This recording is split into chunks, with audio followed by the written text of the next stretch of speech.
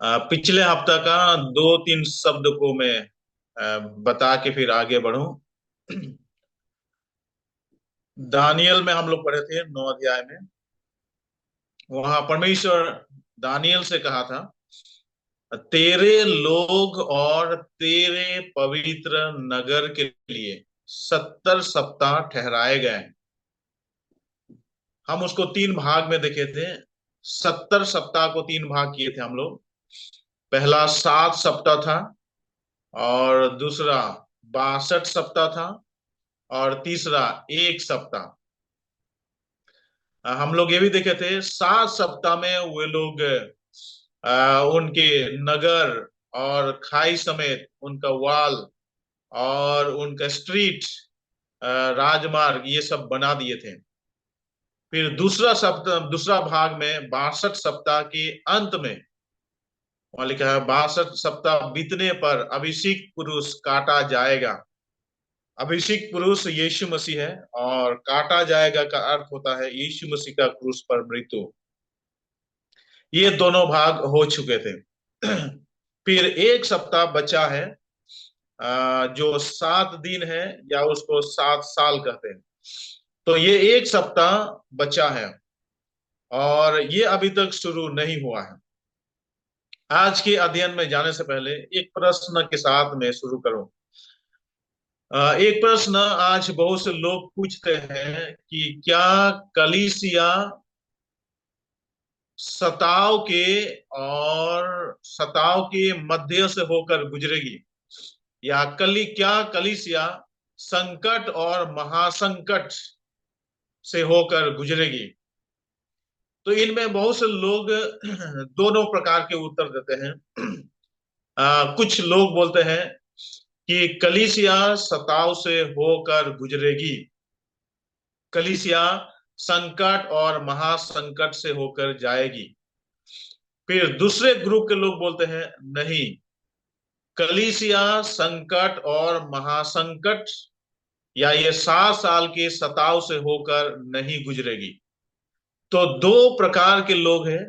एक बोलते हैं कलीसिया जो हम लोग हैं, हम लोग संकट महासंकट से होकर जाएंगे। फिर दूसरा उत्तर है, हम लोग जो कलीसिया है संकट और महासंकट से होकर नहीं जाएंगे। ये ये दोनों का उत्तर को लेकर मैं कुछ बातों को आपके सामने रखूं, कि कलीसिया क्या सच में सताव में होकर जाएगी या नहीं जाएगी। मेरा पहला उत्तर यह है, जब परमेश्वर ने ये संदेश दूत के द्वारा 9 अध्याय, दानियल 9 अध्याय में दानियल से कहा था। पहला उत्तर को हम देखेंगे। पिछले हफ्ता हम लोग ऑलरेडी देख चुके थे, इसलिए हम लोग नहीं पढ़ रहे हैं। वहां ऐसे लिखा है, तेरे लोग और तेरे पवित्र नगर के लिए 70 सप्ताह ठहराए गए हैं। पूरे के पूरे 70 सप्ताह जो है किसके लिए है? दानियल से कह रहा है। और दानियल के लोग यहूदी लोग हैं, और उनके पवित्र नगर यरूशलेम है। तो पहला उत्तर बहुत ही क्लियर है कि ये जो 70 सप्ताह जो है, ये इसराइलियों के लिए है, या दानियल और उनके लोगों के लिए है। ये पूरे 70 सप्ताह उनके लिए है। तो यहां पर कलीसिया नहीं था, इसलिए कलीसिया सताव से होकर नहीं गुजरेगी। मेरा पहला उत्तर है। जब परमेश्वर ने दूत के द्वारा दानियल को ये उत्तर दिया था और कहा था, तेरे लोग और तेरे पवित्र नगर के लिए, उस समय कलीसिया का स्थापना नहीं था, और इसलिए कलीसिया वो 70 सप्ताह में भागी नहीं हुए। पहला मेरा उत्तर है। फिर दूसरा उत्तर उसी के साथ, ये 70 सप्ताह दानियल और उसके लोगों के लिए जब हुआ था,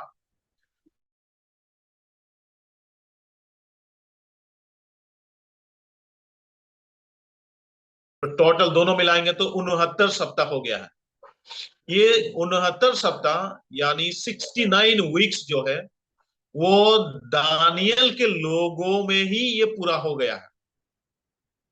ये दोनों भाग जो है, 7 सप्ताह और 62 सप्ताह, 49 साल और 434 साल, ये दोनों भाग जो है कलीसिया में पूरा नहीं हुआ, क्योंकि कलीसिया था नहीं, और इसलिए वो इसराइलियों में ही दोनों पूरा हुआ।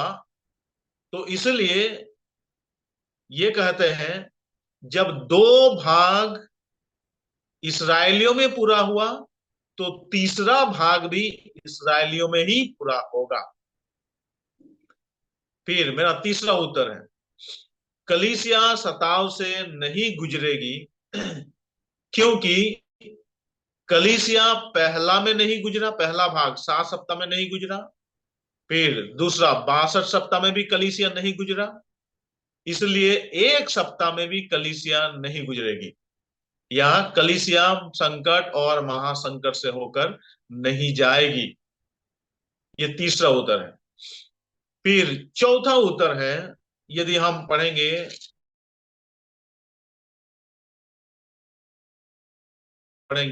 एक पद से यदि हम पढ़ते जाएंगे, वहां लिखा है, यहां मैं बीच से पढ़ रहा हूं, ऐसा लिखा है,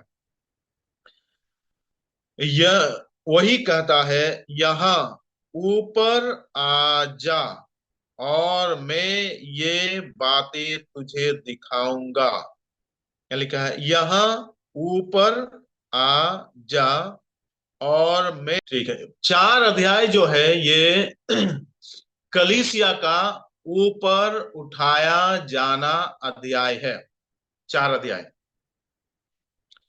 ओके, तो अभी थोड़ा सा हम 4 अध्याय में, हमारा प्रश्न ये था कि यीशु मसीह कब आएंगे, है ना। हमारा प्रश्न का उत्तर है यीशु मसीह कब आएंगे।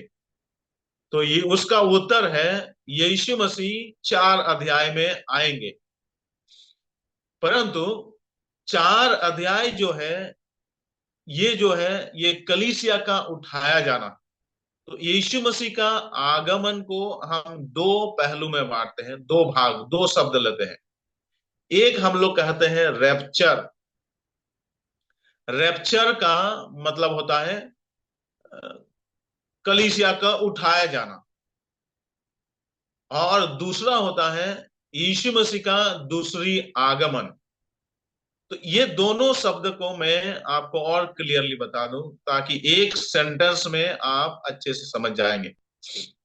दो शब्द हम ऐसे लेंगे, एक है यीशु मसीह का आगमन का दो भाग है, यीशु मसीह का दोबारा आगमन का दो भाग है। एक होता है रैप्चर और दूसरा होता है दूसरी आगमन। तो ये इसको कैसे हम समझेंगे, कौन कौन सा पहले आएगा, कैसे होगा, ये थोड़ा सा कंफ्यूजन होते हैं। इसलिए इसका कंफ्यूजन दूर करने के लिए एक सेंटेंस में मैं ऐसे बताता हूं, यीशु मसीह कलीसिया को लेने के लिए आएगा। सेंटेंस आप ध्यान देंगे, यीशु मसीह कलीसिया को लेने के लिए आएगा, लेने के लिए आएगा। ये हो गया है रैप्चर, जिसको हम कहते हैं, वो 4 अध्याय में होगा। फिर दूसरा जो है, यीशु मसीह कलीसिया के साथ आएगा। ठीक है, पहला है लेने के लिए आएगा, दूसरा साथ आएगा। और एक क्लियर बता रहा हूं, कलीसिया को लेने के लिए आएगा, दूसरा कलीसिया के साथ आएगा। मैं सोचता हूं बहुत ही क्लियर है आपके लिए। तो ये दोनों है, कलीसिया को लेने के लिए आएगा, वो हो गया है रैप्चर, और दूसरा हो गया है कलीसिया के साथ आएगा, वो हो गया है 1000 साल शासन करेंगे। ये बात की बात है, हम उसको बाद में जाएंगे। तो आपको क्लियर करने के लिए ये दोनों शब्द में बताऊं, तो 4 अध्याय जो है, 4 अध्याय जो है ये कलीसिया को लेने के लिए यीशु मसीह आ रहे हैं। फिर 5 अध्याय प्रकाशित वाक्य का मैं बोल रहा हूं, प्रकाशित वाक्य 4 अध्याय में यीशु मसीह कलीसिया को उठा ले जाएगा। उसके बाद 5 अध्याय में पुस्तकें खुली जाएंगे। फिर 6 अध्याय से ये संकट और महासंकट शुरू हो जाएगा। तो बात अभी क्लियर हो गया है कि कलीसिया सताव से होकर नहीं गुजरेगी। क्यों नहीं गुजरेगी? क्योंकि 4 अध्याय में यहां लिखा है, यहां ऊपर आ जा। तो कलीसिया ऊपर चला जाएगा। तो कलीसिया ऊपर चले जाने के बाद कलीसिया ऊपर मतलब स्वर्ग में कलीसिया दुल्हा के साथ रहेंगे। फिर तब ये पृथ्वी में, वहां लिखा है, तेरे लोग और तेरे पवित्र नगर के लिए वो 70वां सप्ताह, 70th सप्ताह चालू हो जाएगा 6 अध्याय से। तो इसलिए बात बहुत ही क्लियर है कि कलीसिया संकट से होकर, सताव से होकर नहीं गुजरेगी। फिर से मैं बता रहा हूं, क्योंकि हम लोग पहले भाग में भी शामिल नहीं हुए, दूसरे भाग में भी शामिल नहीं हुए, तो तीसरा भाग में भी हम लोग शामिल नहीं होंगे। इसलिए नहीं होंगे, तो वे कलीसिया कब आ गया? ये दोनों के बीच, दोनों मतलब पहला 7 सप्ताह, उसके बाद 62 सप्ताह। 62 सप्ताह कंप्लीट होने के बाद ही वहां लिखा है अभिषेक पुरुष काटा जाएगा। तो यीशु मसीह काटा गया या मृत्यु हुआ, और उसके बाद ही ये कलीसिया का स्थापना हुआ। मतलब ऐतिहासिक रूप से पेंटिकोस के दिन में, पेंटिकोस के दिन में कलीसिया का स्थापना हो गया। और ये कलीसिया का स्थापना पेंटिकोस के दिन से शुरू होकर आज के दिन तक है। अभी हम सब लोग कलीसिया है।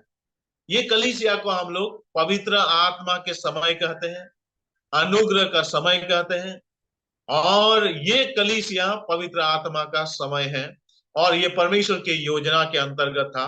और इसलिए परमेश्वर कलीसिया को संकट और महासंकट में नहीं डालेगा, उससे पहले परमेश्वर कलीसिया को ऊपर उठा लेगा। अभी आज हम थोड़ा सा इसको आगे बढ़ाते हुए थोड़ा देखेंगे। प्रकाशित वाक्य 4 अध्याय यही है। ये हमारा मतलब रैप्चर हो जाना, हम सब लोग बादलों पर उठा लिया जाएंगे। लेकिन 1 अध्याय, 2 अध्याय और 3 अध्याय यदि हम पढ़ेंगे, विशेष प्रकाशित वाक्य 2 अध्याय और 3 अध्याय, हम सब लोग जानते हैं लाउदीकिया के कलीसिया। बीएसएनएल का काफी नेटवर्क प्रॉब्लम है लगता है। ओके, लाउदीकिया के कलीसिया में हम लोग अभी है। और इसको, ये सातों कलीसिया को कलीसिया के इतिहास में इसको तुलना किए गया है। हम लोग अभी लाउदीकिया के कलीसिया में हैं, है ना। ये 4 अध्याय में जाने से पहले एक परिचय मैं आपको दे दूं।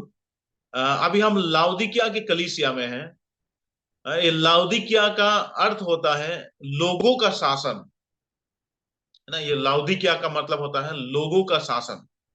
आज Amen. यदि देखें तो सच में आज कलीसिया में भी यीशु मसीह का शासन नहीं चल रहा है, अभी लोगों का शासन चल रहा है।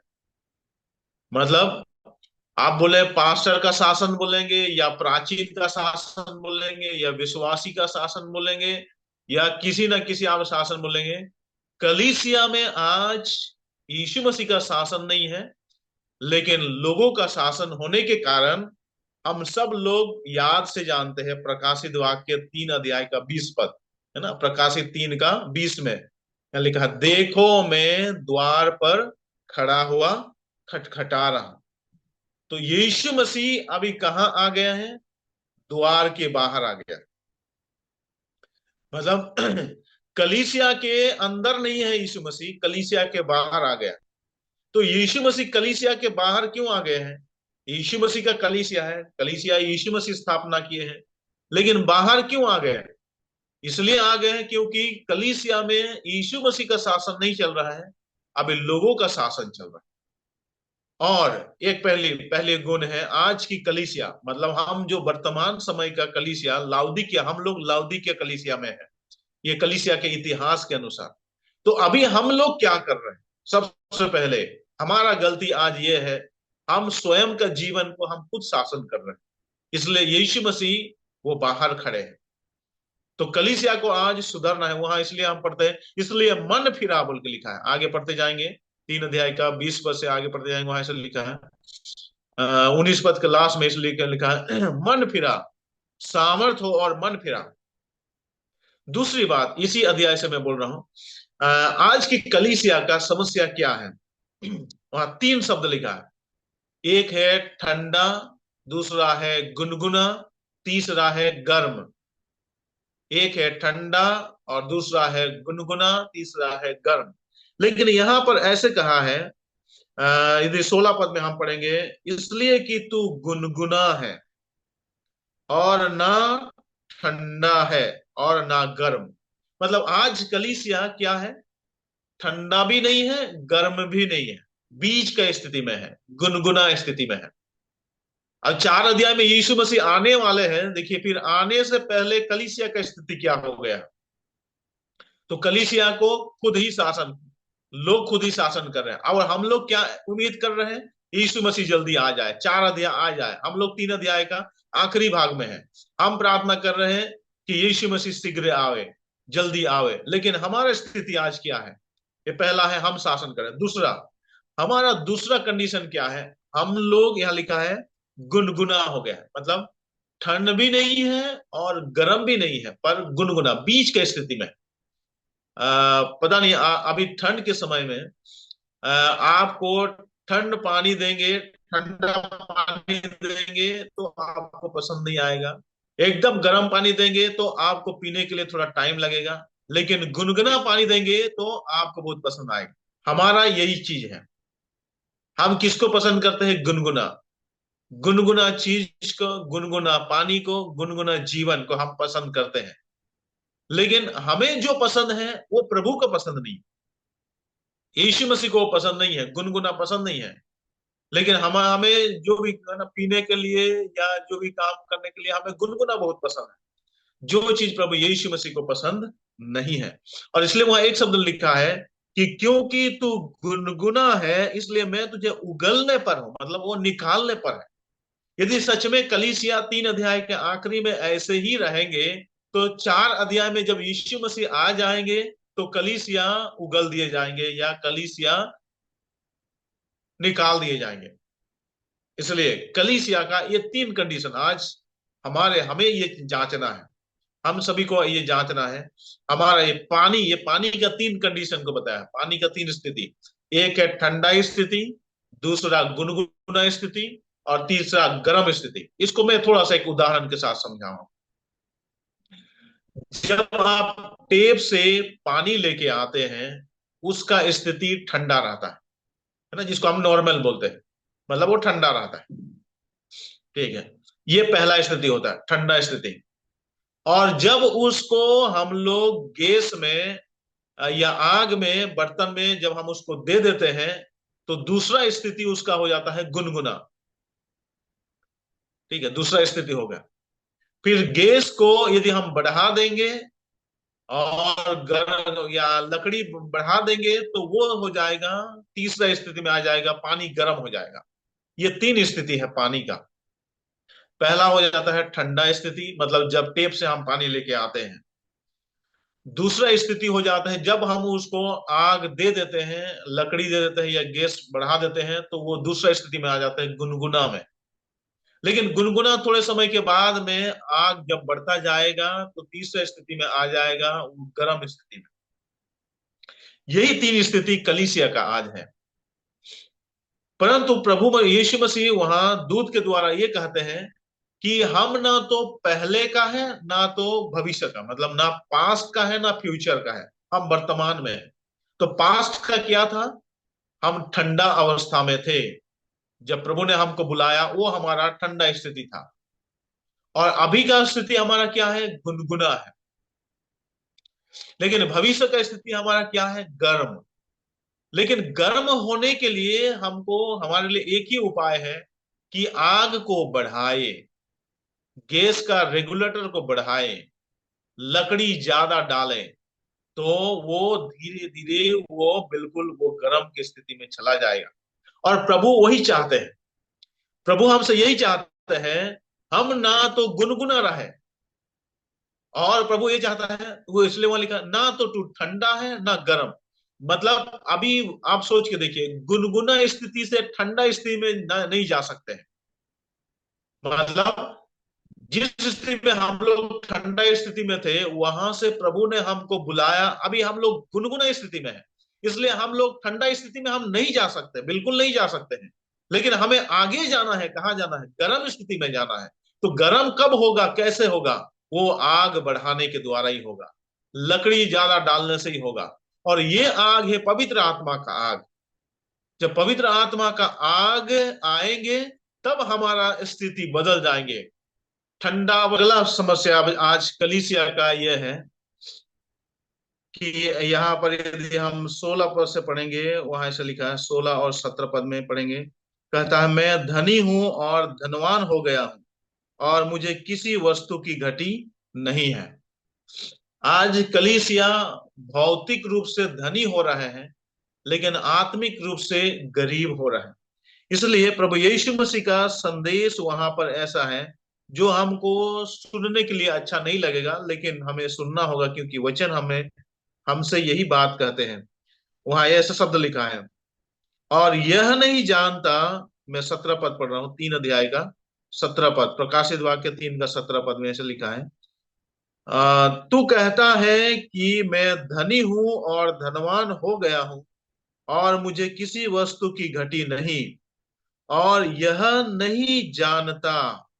अभी हमें ये जानने की जरूरत है, जबकि हमारे बारे में यह लिखा है, यह नहीं जानता कि तू, 1 नंबर, अभागा लिखा है, दूसरा तुच्छ, तीसरा कंगाल, चौथा अंधा, पांचवा और नंगा है।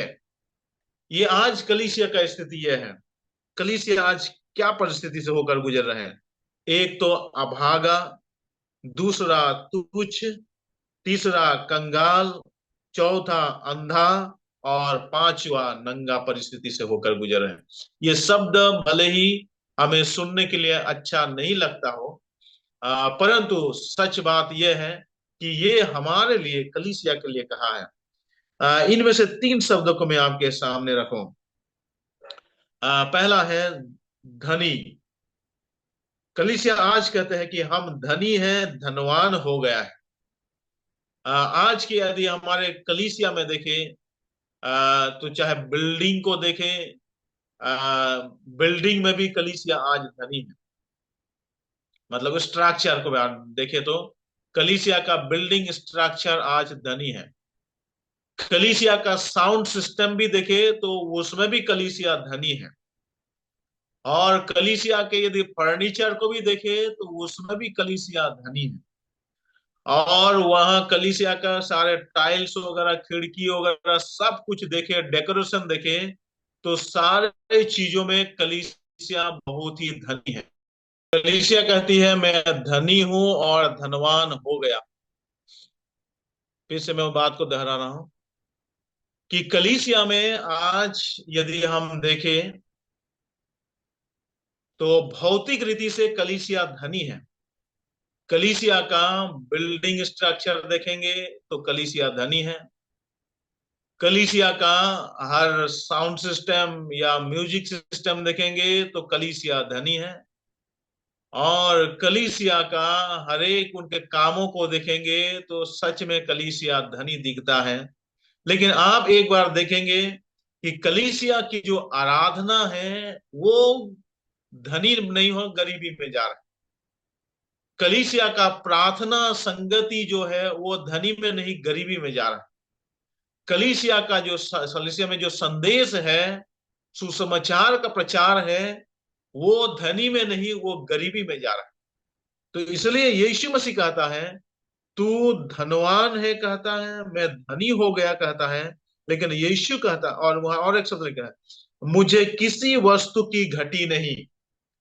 कलीसिया आज ऐसे हो गए हैं, भौतिक रीति से किसी बात की घटी नहीं है, परंतु सब कुछ घटी है तो आत्मिक क्षेत्र में ही घटी है। आत्मिक क्षेत्र में घटी है।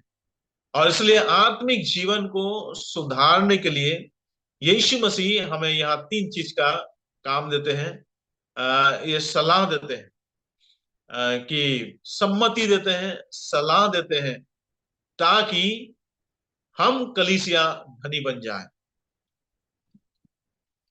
धनी होना है तो भौतिक तौर से नहीं लेकिन आत्मिक तौर से।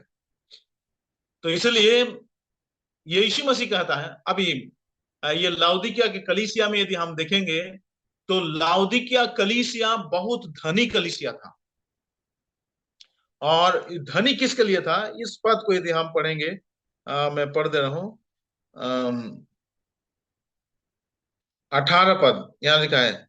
इसीलिए प्रकाशित वाक्य 3 का 18 पद यहां लिखा है, इसीलिए मैं तुझे सम्मति देता हूं कि आग में ताया हुआ सोना मुझसे मोल ले कि तू धनी हो जाए। प्रभु भी यही चाहते हैं कि हम सब लोग धनी हो जाएं। लेकिन धनी कैसे बनेंगे? आज धनी बनने के लिए लोगों का जो जरिया दिखाई देते हैं वो है सोना।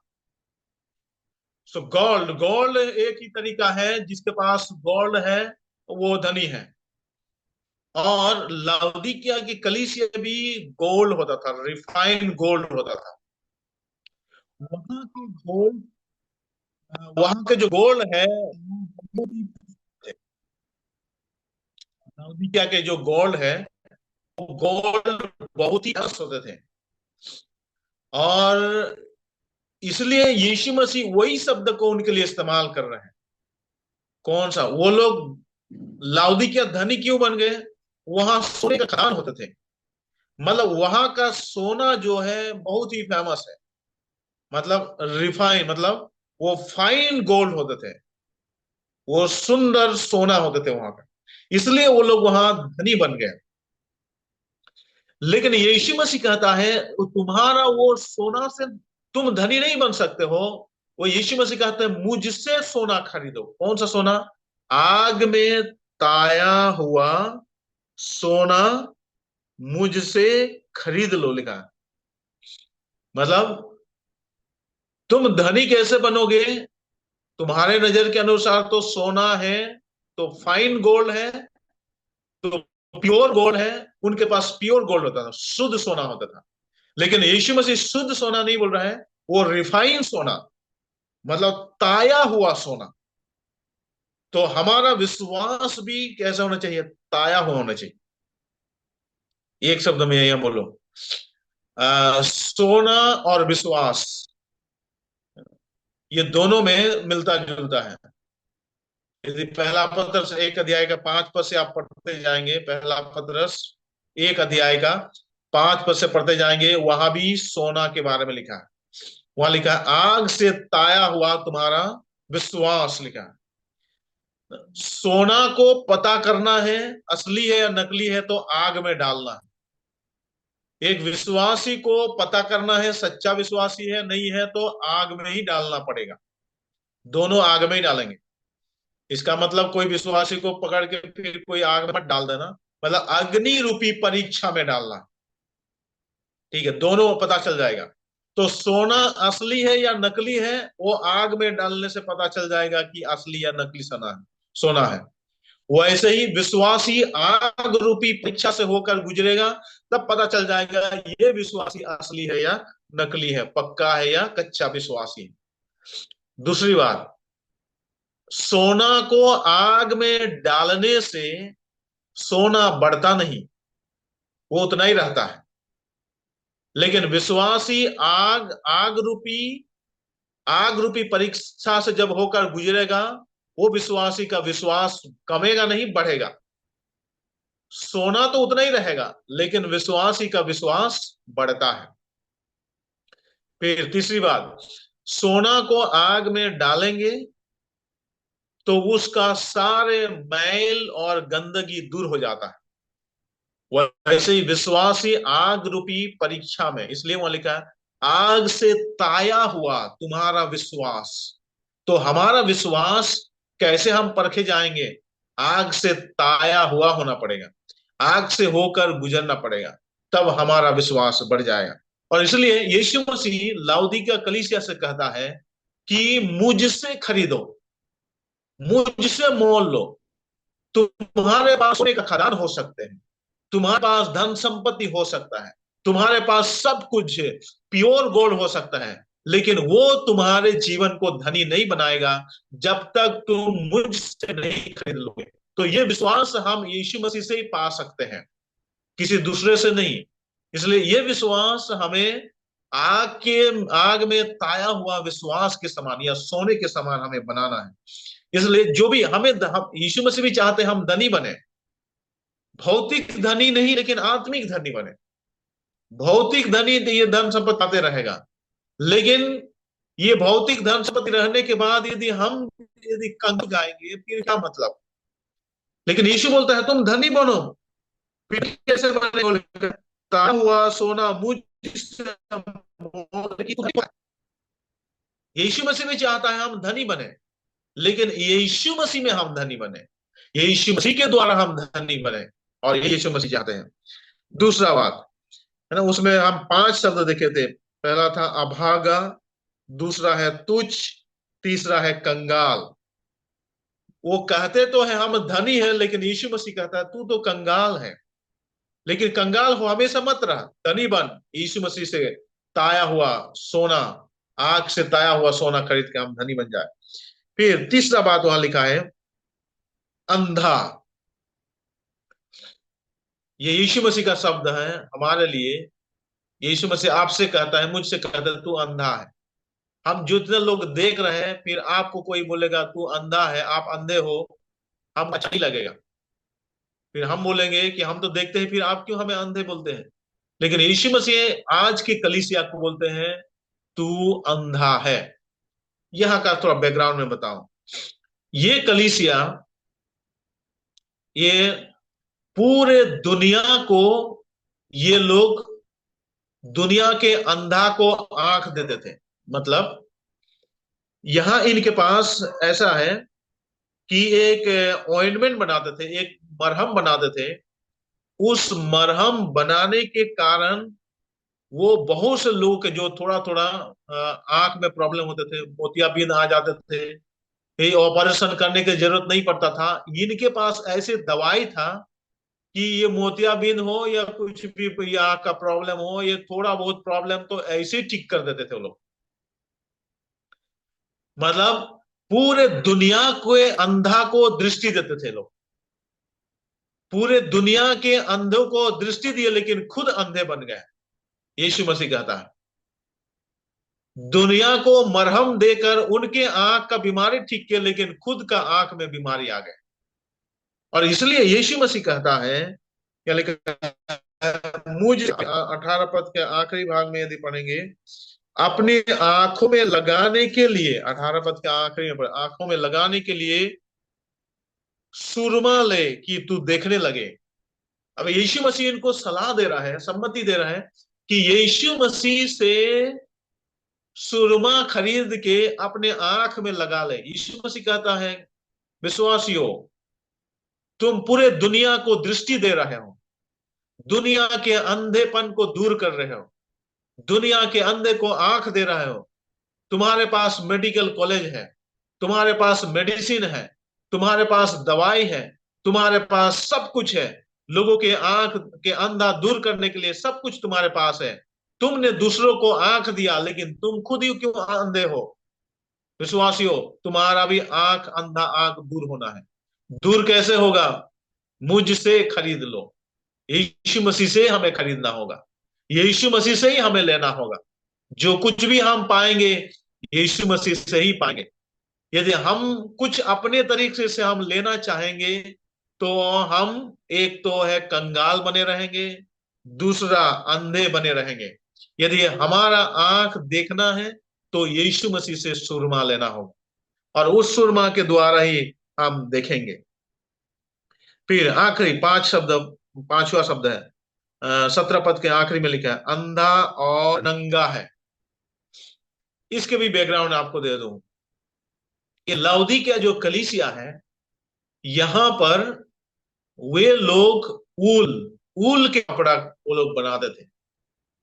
और वहां का जो ऊल है, जो भेड़ के उसके बाल से जो ऊन बनाते हैं, ये यहाँ का जो ऊन के कपड़ा होता था, ऊल जिसको इंग्लिश में हम ऊल बोलते हैं, हिंदी में ऊन बोलते हैं, ये ऊल का कपड़ा, यहाँ का कपड़ा बहुत ही गर्म और बहुत ही, जैसे आज की भाषा में हम लोग ब्रांडेड बनते थे, वैसे यहाँ के ऊल का ब्रांडेड कपड़ा बन के पूरा दुनिया में लोग सप्लाई करते थे।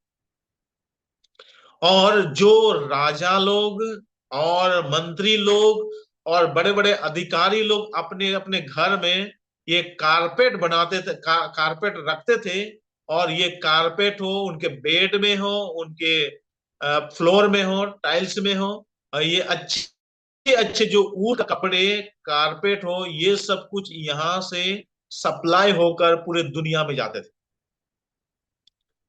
और इसी रीति से ये लोग ऊल का कपड़ा में ये लोग निर्भर होते थे।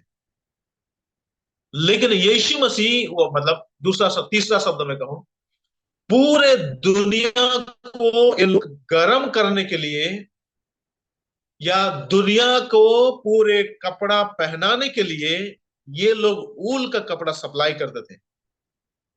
सच बात यह है, पूरा दुनिया